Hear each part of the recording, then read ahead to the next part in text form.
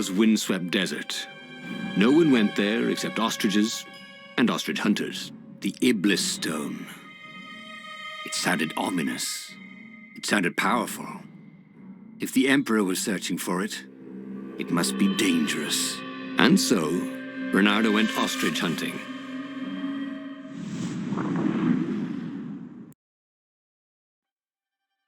Every child could sing verses about the Sky Ripper, but ancient codices held hints of other things. A stone that ate souls, a ruby that drank blood, a jewel only a righteous man could give away. Were all these things the Iblis Stone? Long hidden in a buried temple?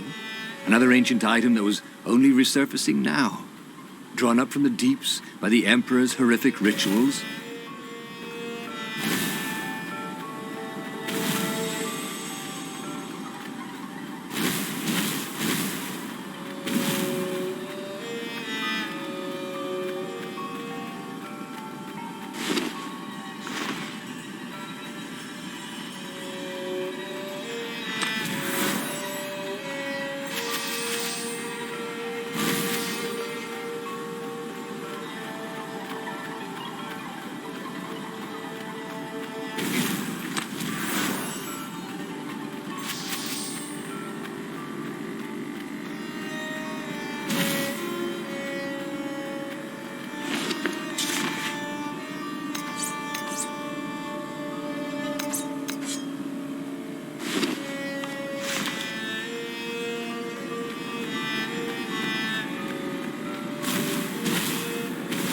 The air here tasted bitter.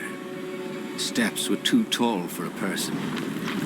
The entire place felt restless, like it had been vexed to nightmare under the dust, waiting for its hour to come around at last.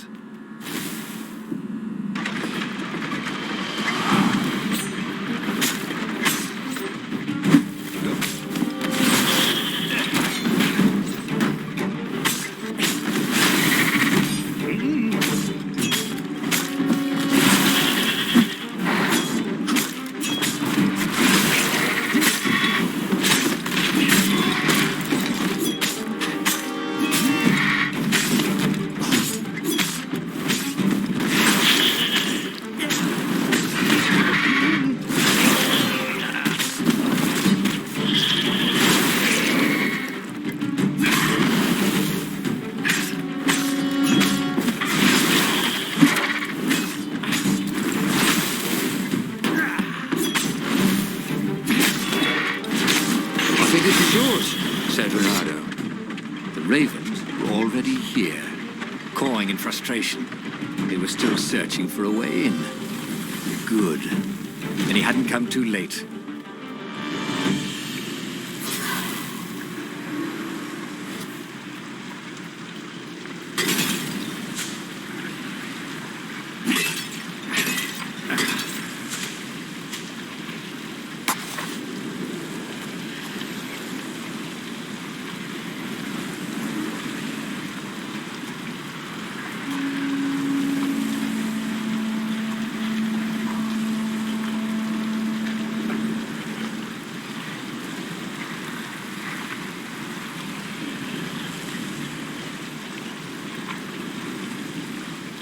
Well, he'd always wanted to do that.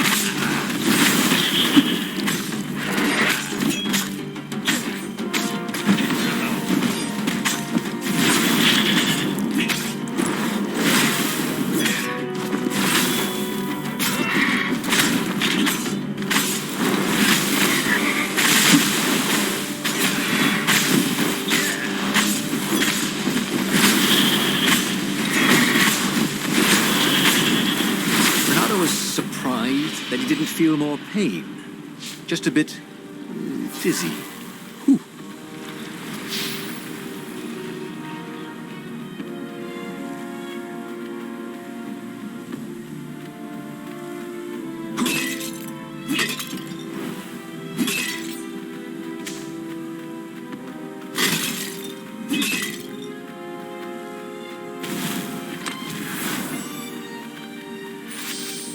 No sense collecting more materials. It was time to make something pointy.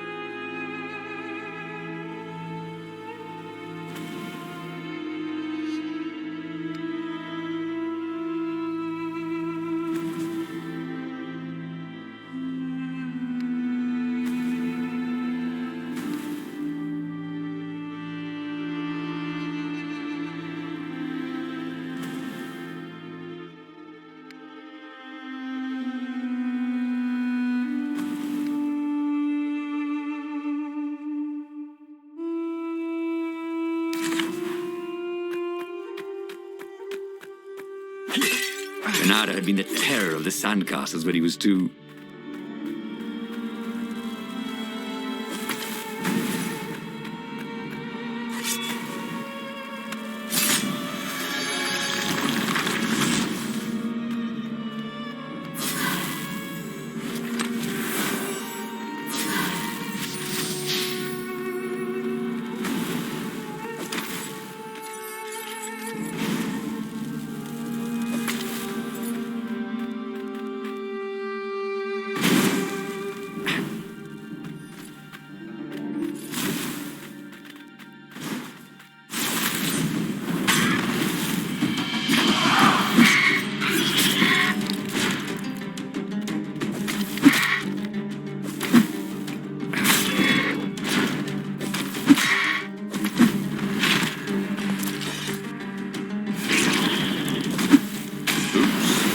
Thought, Renato?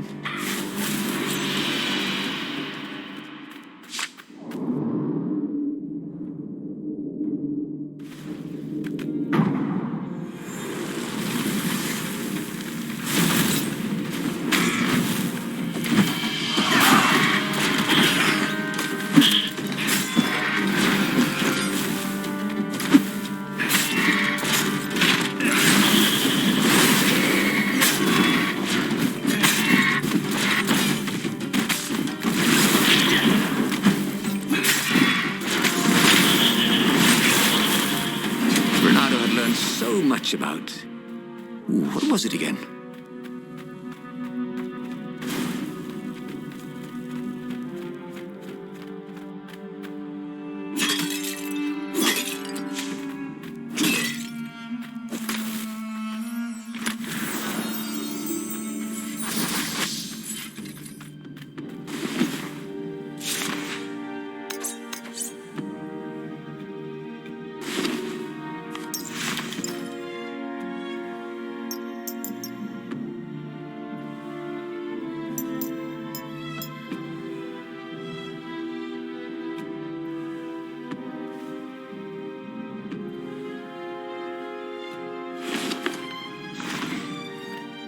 How could a temple to Iblis still even exist?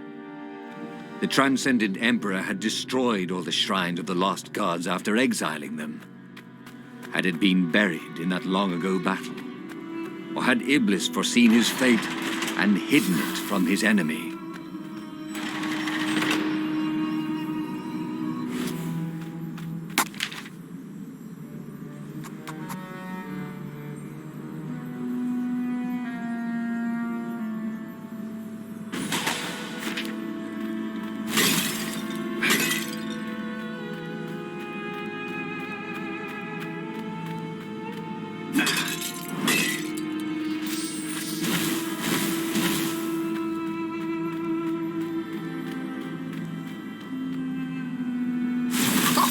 Good! And it didn't run for me nest, said the lead raven.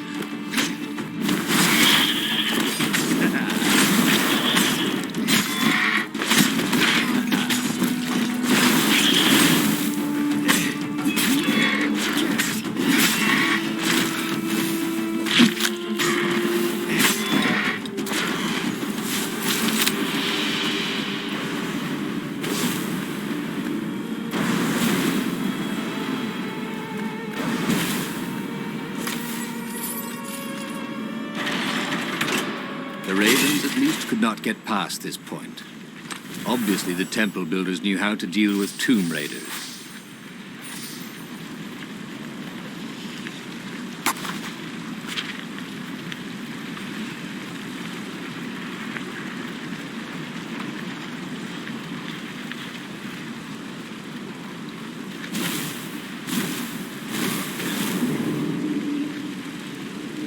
Good thing Renato didn't have vertigo.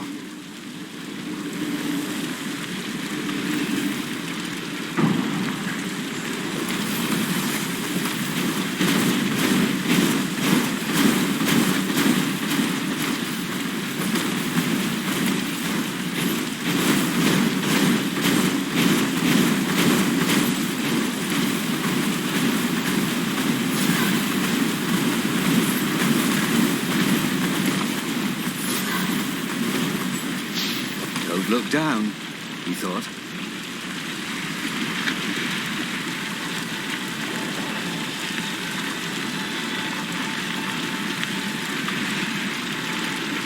It was a stone of the purest blackness. It reflected no light, like a void made solid. Nervous, he picked it up.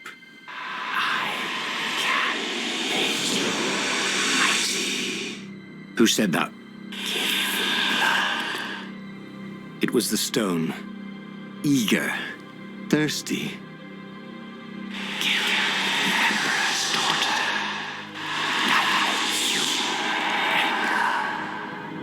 That seemed tempting and terribly wrong. Zenobia was the Emperor's greatest general and a potent witch. But they had been close once. And Renato wasn't sure he really wanted to be Emperor. Why not capture the core of Sky Ripper instead? It was the eye of a lost god torn out by the transcendent Emperor to power his greatest weapon. "Look to the core," said the stone anxiously. "If you be dead, I will give you the power to do what you want."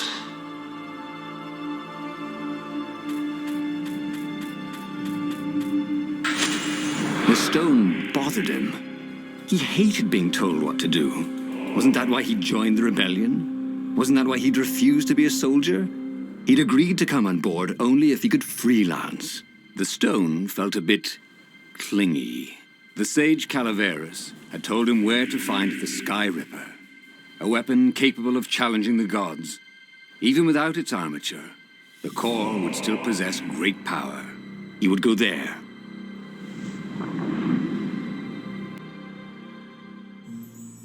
The moment he landed the Farfarer, Renato had a rare feeling of regret.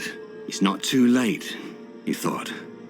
He could turn around and sail for Zenobia's island. He frowned. Wait a minute. He didn't want to kill Zenobia, did he? Sure, technically she was the enemy, but they'd been at sword school together. They'd never been lovers, but somehow they'd been closer. She'd told him every secret about herself, except the biggest one, that she was the Emperor's daughter. "No, kill Zenobia," whispered the stone, "before it's too late."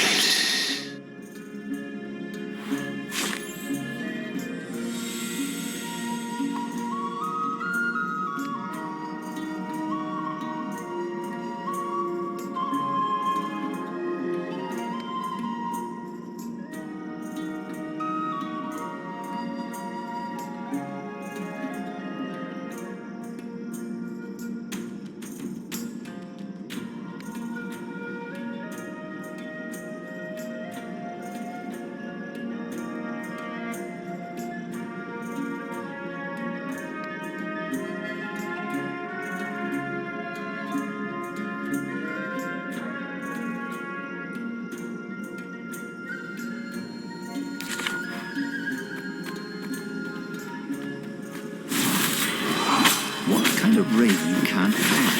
Thought Renato.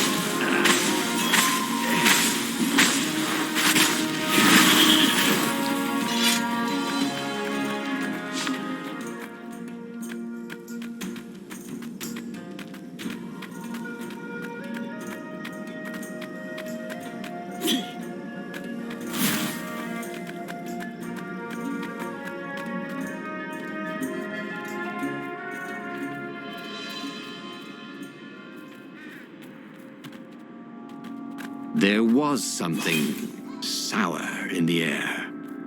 Like the earth had ruptured over something that had been fermenting for a very long time.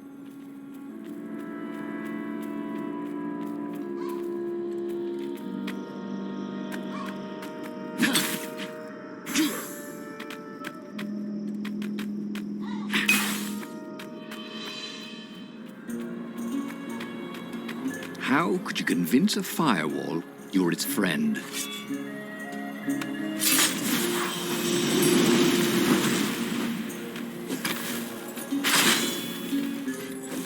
You almost never saw wild gogglers together like this. The toads had to train them not to peck each other to death. So these had to be imperial gogglers. That meant ravens were up ahead.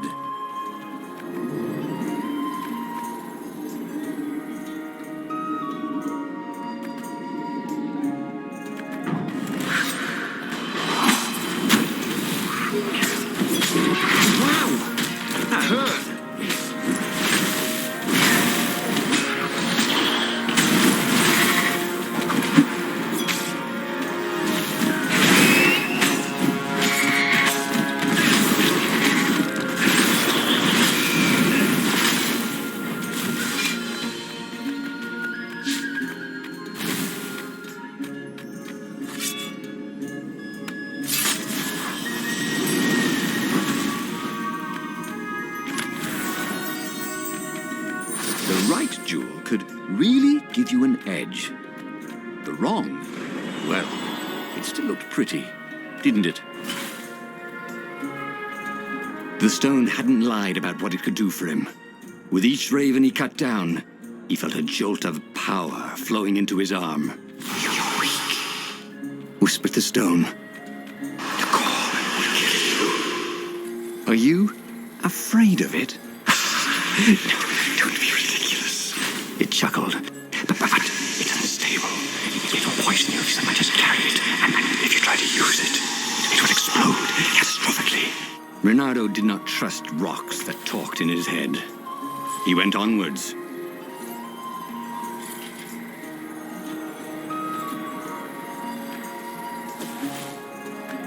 He was sort of yanking his own chain, wasn't he?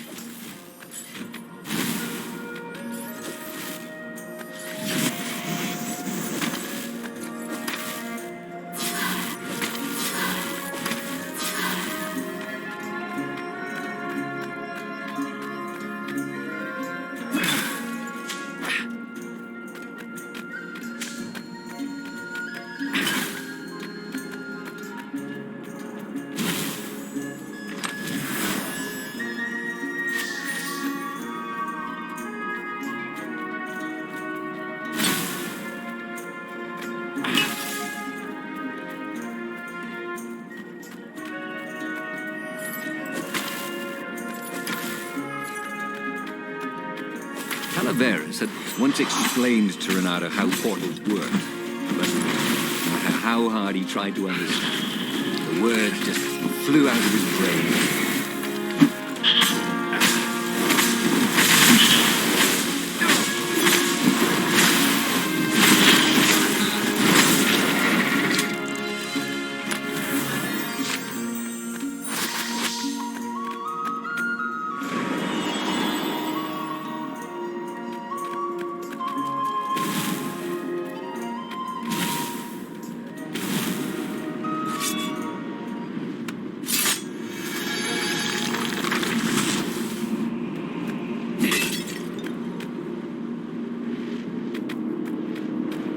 Of course there was a puzzle.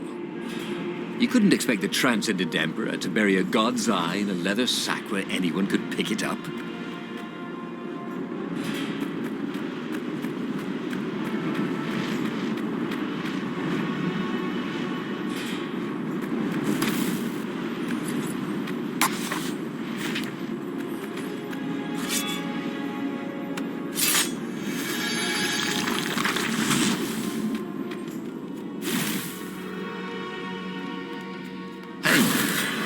Hey, I'm a firefox, thought Reynardo.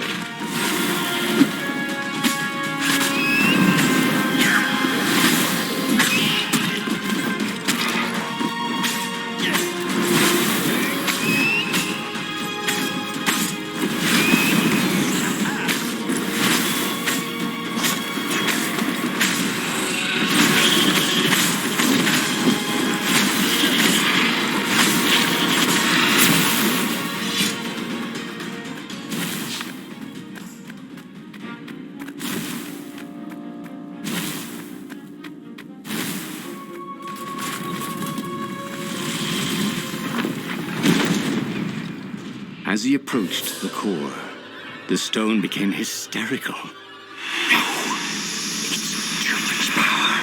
We'll rip a hole in space and time. He had a sudden vision of plunging his gauntlet into the core and dying in anguish. That wasn't his vision, was it? The stone had sent him its darkest fears, hadn't it? He had a sudden impulse to do exactly that. He raised his right fist and plunged it into the core. There was a rush of light. He thought he could hear the stone screaming. And then he passed out. When Ronaldo came to, the core was gone. But the Iblis stone was no longer black, but glowing with a blue light. And it was silent. "I can't hear you," he sang out, and "Yoo-hoo!" It didn't answer. "Ha!" he said. He had defeated the demonic gem with the power of his mind. He felt invincible. It was time to attack the Imperial outpost on the Nexus. Take the battle to the enemy. But among the huge crystals, there was also an observatory. A wise man would probably ask the scientists exactly what he had first. How wise was he?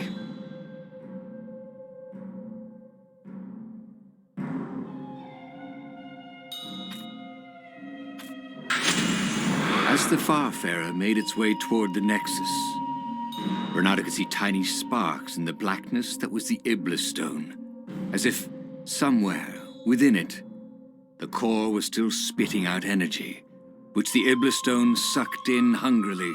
You'd think the stone would want this kind of power, wouldn't it? Thought Ronaldo. Well, the scientists would explain it all.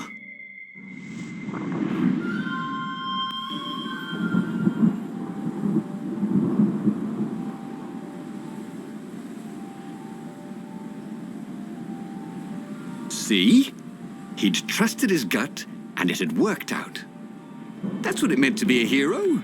To ignore the naysayers and the oddmakers and do what you knew was right and have it turn out to be the right thing. Well, he wasn't worried. Once he got to the observatory, the scientist toads could explain it. Then he could carry the war into the enemy's camp and destroy them all. Oh dear, he was getting a little bloodthirsty, wasn't he?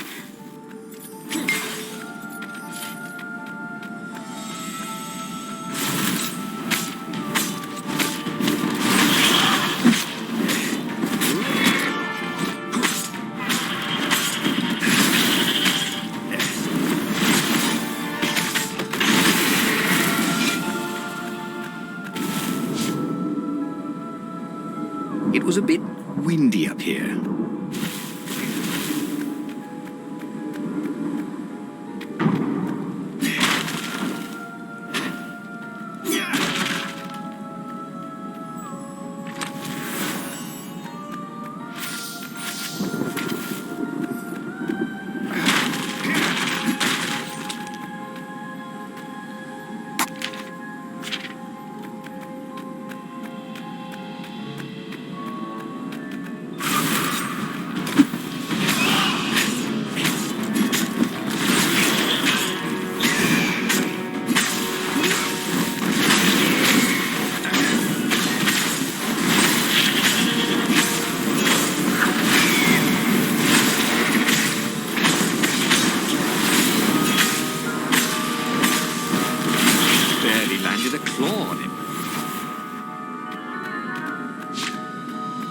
Ronaldo had never felt better in his life. Normally, a battle would wear him down and he would need a night's sleep. Now he felt like he could go all night and all day. He felt like people were cheering him on, and he could practically hear their applause as he slew one raven after another.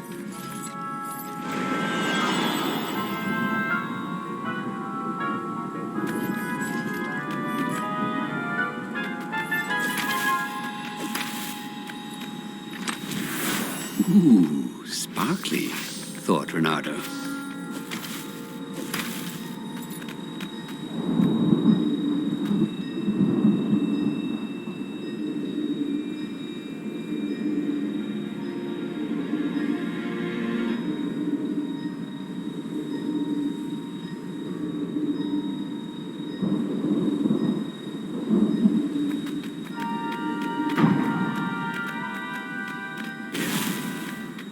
The Imperial fleet was closing in on the rebels, forcing them to come out and fight. Renato was itching to bring the fight to the enemy. He had to remind himself not to be too reckless. Hey, a workbench! He could try out his new bling.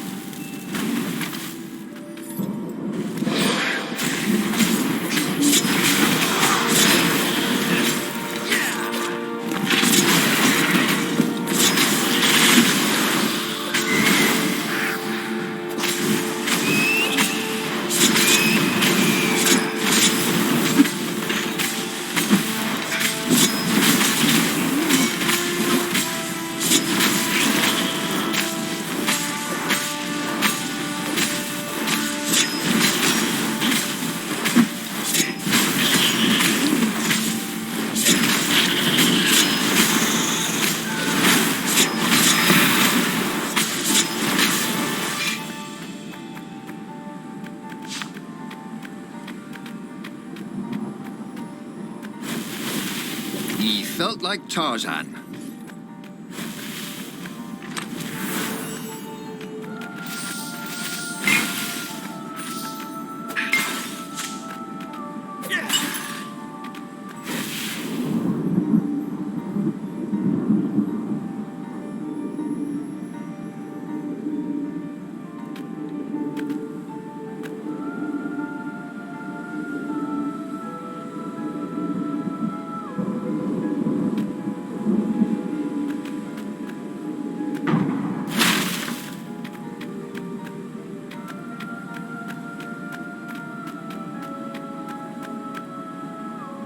The toads at the observatory measured the stone with their occult devices. I fed it the core of Sky Ripper, explained Renato. No more, feed me blood and souls. But the core is not an unlimited energy source, said one toad.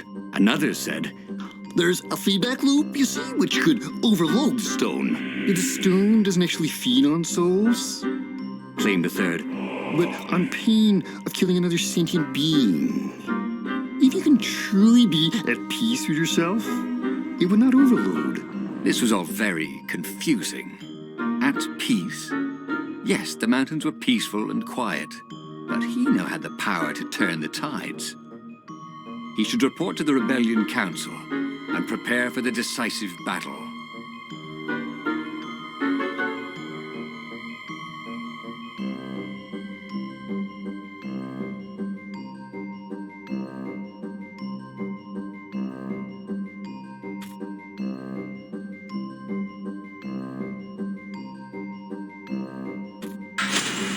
The one thing he understood from all the toad arguments, maybe the stone did not feed on blood or souls or rage. It fed on empathy. It fed on the pain he felt when he put an end to another being's existence. Even if that other being was a raven intent on killing him, if he could find peace, then he could use the power of the Ibla stone without being taken over by its evil. The mountains. He would go to the mountains. He could find peace there.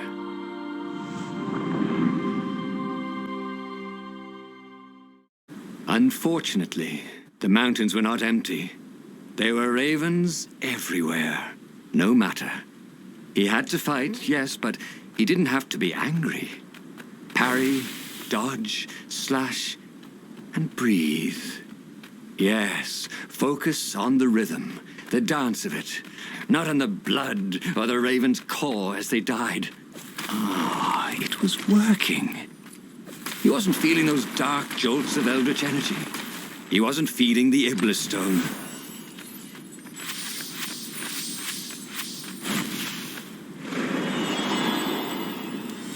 There had to be something useful in these things, didn't there?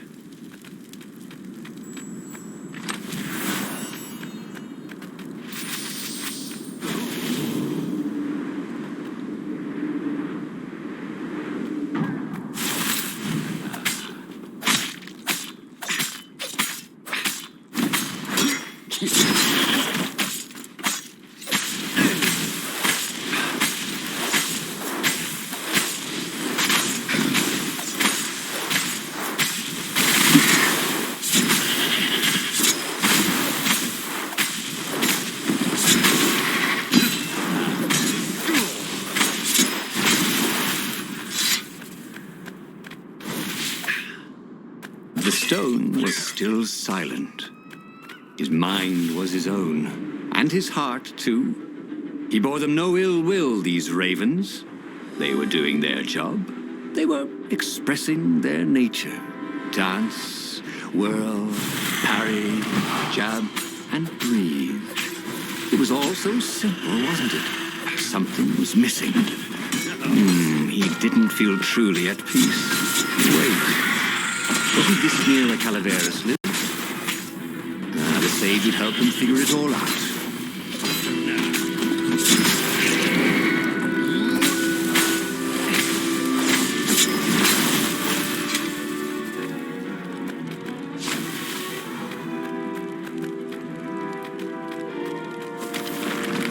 What else could you hook?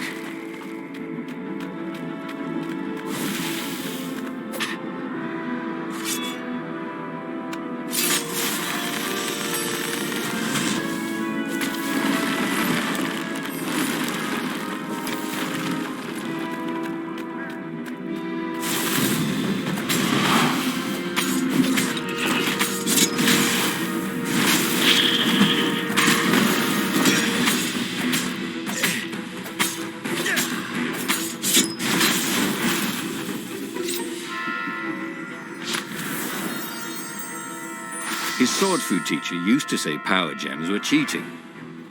Stupid old fart.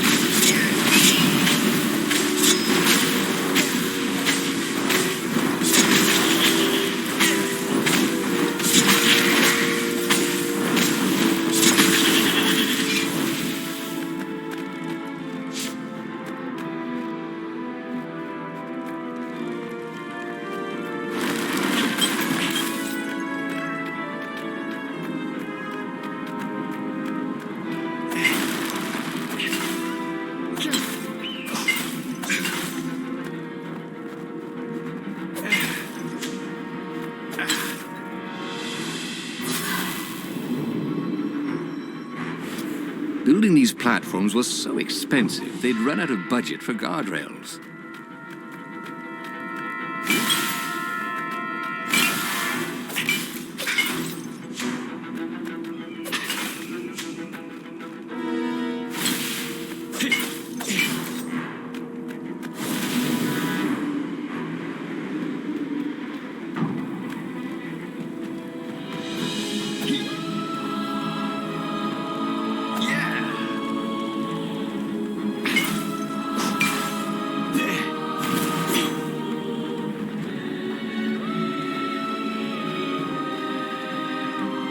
The mysterious sword from the east made you so fast you could catch a fly with your chopsticks.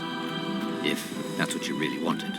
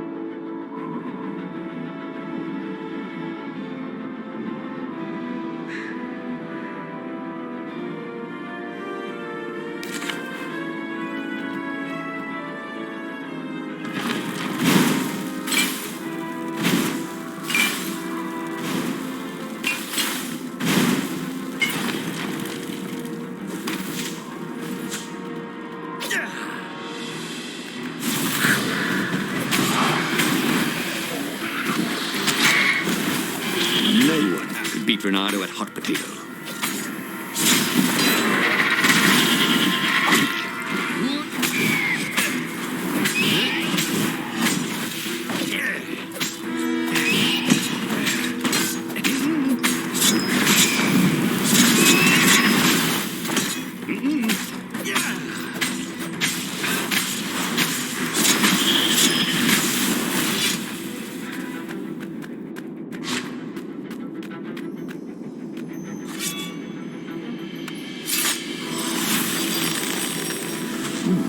What's there?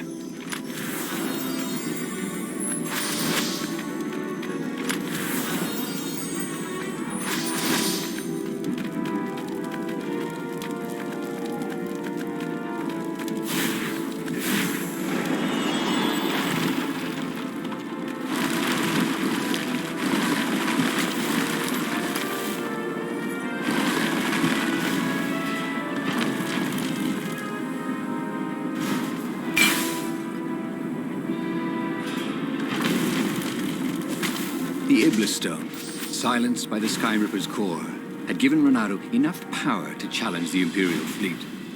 But what Renato was seeking was inner peace. The rebellion was on the verge of extinction, but it would have to wait.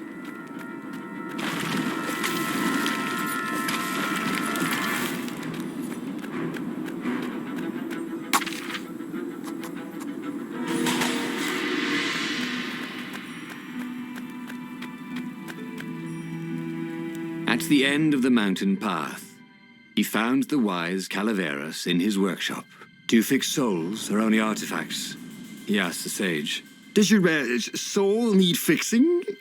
asked the sage. "I've been killing a lot of ravens lately," he told the sage. You're a fox," said Calaveras. "To kill birds is part of your nature. Take joy in it. I mean, I might as well worry about eating flies. Would you like a fly?" It was true. That's what he had forgotten. The joy. Now he was ready for the final battle. The Farfarer cut through the clouds. The air had never felt so sweet since he was a child. There it was. The dreaded Imperial fleet. He could smell wet hemp ropes ahead, wood and tar, and ravens. Even the fleet smelt good, somehow. He was ready. He was ready.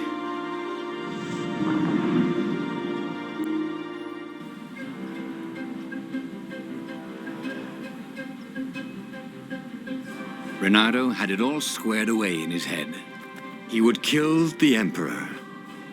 Isengrim III had begun well, but he had gone mad. He was trying to invoke the lost gods by means of dark, blasphemous rituals. That was a secret. But the victims had spoken to Renato. The ghosts had spoken. No. No anger. Renato could not afford anger. It was empowering the crystal in his sword. That made him stronger, but it clouded his mind. He would not be a hero. A hero strives. Renato would just be one with everything. The Emperor would die, and the wheel would turn, and all would be restored without rancor, without sorrow, without pain.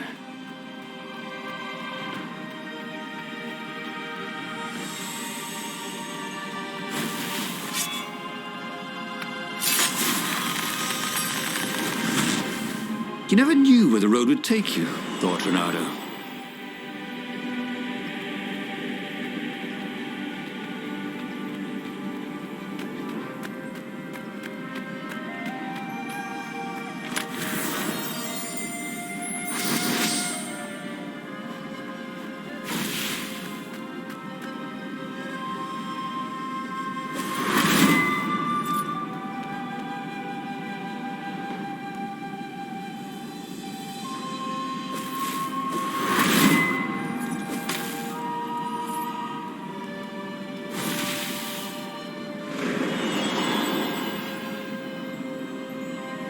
But the more he thought about it, and he had so much more time to think about it now that he was not worrying about the battle, killing the Emperor would not change anything. Another would take his place. Perhaps Zenobia. Perhaps the Speaker of the Rebel Council. And power would corrupt them too, and death would make grief. And grief would lead to hatred. He must lead by example. Reject the violence. Reject the desire to create violence. But how?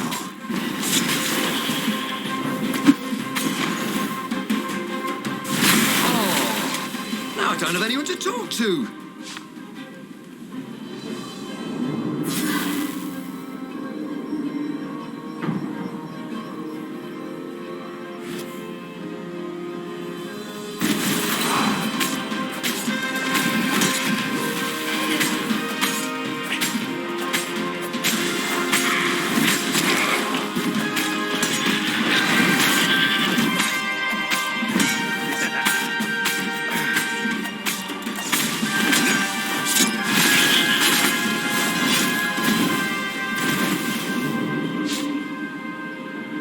This would be the perfect place for a tic-tac-toe board.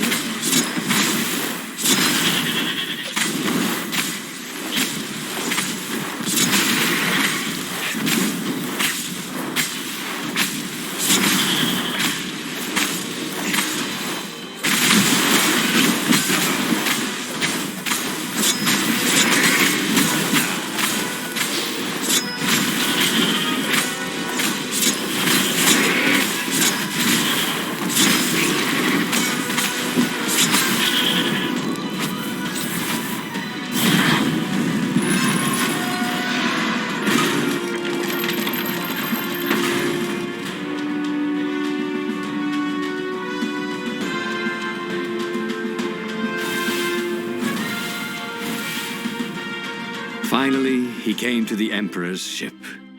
The path behind him was strewn with dead ravens. The path to enlightenment. His mistake, he realized, was trying to change the world. The world would spin and the wheel would revolve whether he strove against it or not. What he had to do was nothing. He had attained enlightenment. He sat down, adopted a full lotus position, and began to meditate. And all around him, the warriors stopped fighting too. They knew. They could feel his enlightenment. They gave up fighting, dropped their weapons, and became his disciples. No, just kidding. The nearest raven stabbed him with a sword and then chopped off his head. I might not have thought this through properly. Thought Renado's head as it rolled around the deck and died. And just like that, he was alive again, and back on the Farfarer, still fleeing burning Ubar. The book was still open before him. So, the book was a portal. It took you to the future, when your destinies would branch. He had failed and died 3 times, but he'd learned another true thing. The Iblis Stone was evil. It would try to corrupt anyone who used it.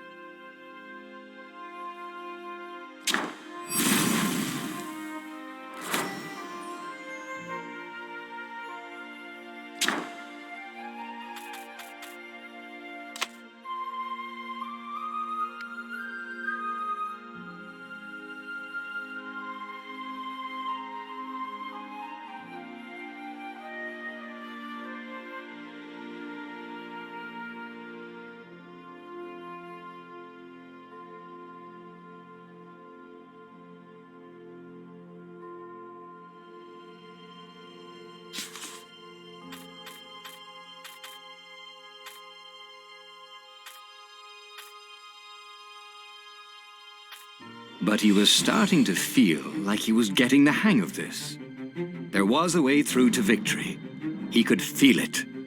He just had to keep running the Path of Destinies. With that, the book fluttered back to the beginning, and he fell into it. The clouds parted over the Isles of Boreas. It was time to choose. The rebellion was in trouble. Ravens were scouting for the secret rebel base. They needed a game changer. Pieces of the Sky Ripper had surfaced, or so a scholar in the mountains had told him. Surely the weapon that banished the lost gods could defeat the Emperor. Also, a temple had risen out of empty desert. The Iblis stone was hidden there. It was a dangerous artifact. It could corrupt its user into a bloodthirsty monster. Maybe he could find a way to use it, to take its power without surrendering to its wickedness. And also, his old friend Lupino needed rescuing. Of course, Renato had a pretty strong suspicion that Lupino had betrayed the rebellion. But could Renato really leave an old friend to the Ravens?